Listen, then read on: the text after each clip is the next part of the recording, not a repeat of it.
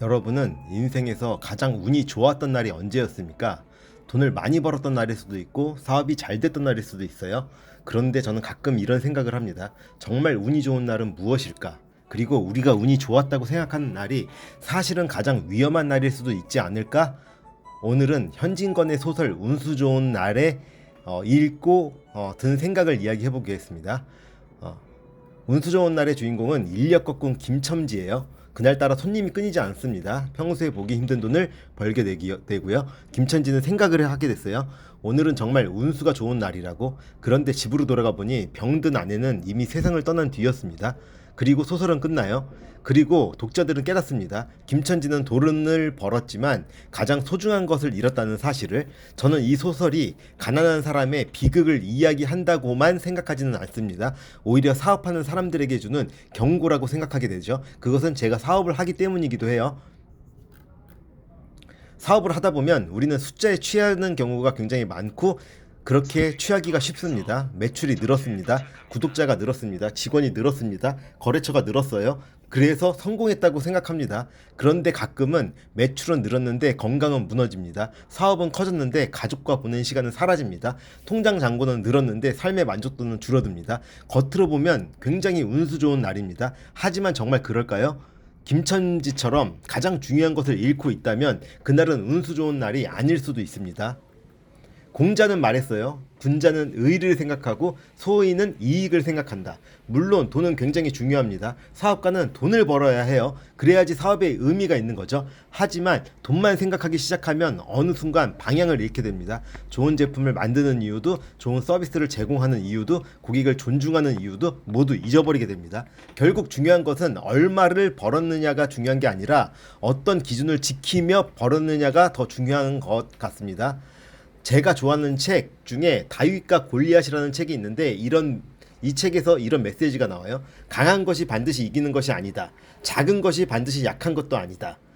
제가 일본을 수십 번, 수백 번 다녀보면서 수많은 작은 가게들이 그렇습니다. 그들은 매출 규모보다 자신들만의 기준을 지키려고 훨씬 더 큰 노력을 해요. 100년 넘게 살아남은 가게들은 성장을 목표로 하지 않습니다. 존속을 목표로 합니다. 그래서 오래가는 거죠. 책 와칭에서는 우리가 무엇을 바라보느냐가 인생을 결정한다고 말합니다. 사업도 마찬가지입니다. 매출만 바라보면 매출만 보이고요. 경쟁자만 바라보면 불안만 보입니다. 하지만 기준을 바라보면 기준이 보여요. 가족을 바라보면 가족이 보입니다. 건강을 바라보면 건강이 보여요. 그래서 저는 스스로에게 질문을 합니다. 오늘 나는 무엇을 얻고 있는가 보다 오늘 나는 무엇을 잃고 있는가를. 현진건의 운수 좋은 날은 100년 전에 쓰인 소설입니다. 하지만 지금도 우리에게 같은 질문을 던져요. 매출이 최고였던 날, 사업이 가장 잘 되던 날, 그날 당신은 무엇을 잃고 있었습니까? 그런데 말입니다. 이 이야기를 하면서도 저는 굉장히 뜨끔합니다. 왜냐하면 저도 김첨지거든요. 사업하는 사람들 대부분이 김첨지입니다. 저희 엄마가 그래요. 이 새끼 말만 잘하지, 말하는 거에 반만치만 해라. 그런 저도 김첨지입니다. 저도 일본 출장 가서 이번에는 진짜 좋은 물건 찾았다, 이번에는 대박이다, 이번에는 무조건 된다 이러고 신나고 돌아다녀요. 그런데 호텔에 들어가서 거울을 보면 눈 밑이 까맣습니다. 그 순간 생각합니다. 내가 좋은 물건은 찾았는데 체력은 잃어버렸구나. 생각해보면 인생은 참 이상해요. 20대에는 돈이 없고 체력이 있습니다. 40대에는 돈은 좀 생기는데 체력이 없어져요. 50대에는 돈도 있고 경험도 있는데 무릎이 아픕니다. 신은 참 공평한 것 같아요. 하나 주면 하나 가져갑니다. 그래서 요즘 저는 성공의 기준을 조금 바꾸고 있어요. 예전에는 얼마나 많이 벌었는지가 굉장히 중요했습니다. 그리고 지금은 얼마나 오래 할 수 있는지가 더 중요해지는 것 같아요.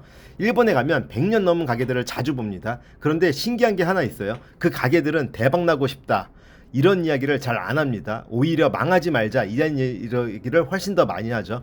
제 친구들도 그렇습니다. 일본에 있는 제 친구들 매출액으로 따지면 100억 넘고 대를 이어서 하는 사업들을 많이 하고 있는 대표들이에요. 그런데 그 친구들은 절대 대박 나려고 하는 목표를 잡지 않아요.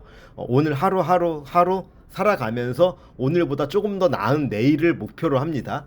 생각해보면 사업의 본질은 한 번 크게 성공하는 것이 아니라 오래 살아남는 것일지도 몰라요. 100m 달리기라고 생각하고 달리고 있는데 사실은 마라톤에 가까운 거죠. 그런데 우리는 자꾸 마라톤을 뛰면서 100m 선수처럼 살려고 합니다. 더 웃긴 건 사업가들의 단골 멘트는 이렇습니다. 이번 달만 버티자. 그런데 그 말을 3년째 하고 있어요. 이번 프로젝트만 끝나면 쉬어야지. 그런데 다음 프로젝트가 또 있어요. 이번 출장만 다녀오면 운동해야지. 그런데 다음 주에 또 출장 갑니다. 이건 제 이야기예요. 그래서 저는 요즘 제 자신을 잘 안 믿습니다. 그러다 문득 노노의 한 구절이 떠올라요. 군자는 먼 곳을 본다고 합니다. 가까운 이익보다 먼 미래를 본다는 뜻이죠. 오늘 100만 원을 더 버는 것보다 10년 뒤에도 건강하게 일할 수 있는 것이 훨씬 중요하지 않을까요? 오늘 고객 한 명을 더 만나는 것보다 20년 동안 신뢰받는 것이 중요하지 않을까요? 오늘 조회수 10만이 나오는 것보다 10년 뒤에도 사람들이 찾아오는 것이 중요하지 않을까요? 그래서 요즘 성공보다 지속 가능성이라는 단어를 좋아합니다. 성공은 순간일 수 있지만 지속 가능성은 실력이기 때문에 그렇죠. 저는 실력을 더 늘어가는 방법을 택하고 싶습니다. 어쩌면 운수 좋은 날을 경계해야 하는 이유가 여기에 있어요. 너무 잘 될 때가 위험한 거일 수 있습니다. 너무 잘 될 때 사람은 자신을 점검하지 않기 때문입니다. 몸이 보내는 신호도 무시하고 가족이 보내는 신호도 무시하고 주변 사람들의 조언도 무시합니다. 왜냐면 지금 잘 되고 있으니까. 그런데 인생은 언제나 계산대로 움직이지 않습니다. 그래서 저는 가끔 스스로에게 이런 질문을 합니다. 지금 내가 하고 있는 일이 5년 뒤에도 의미가 있을까? 10년 뒤에도 자랑스럽게 이야기할 수 있을까? 그리고 마지막으로 이 질문을 합니다. 나는 지금 돈을 벌고 있는가? 아니면 내 인생을 팔고 있는가? 이 질문에 답을 찾는 과정이 사업이고 인생이고 어쩌면 성장인지도 모르겠어요. 오늘도 열심히 달리고 계신 분들이 많을 겁니다. 저도 마찬가지고요. 하지만 가끔은 멈춰서 주변을 돌려보시기 바랍니다.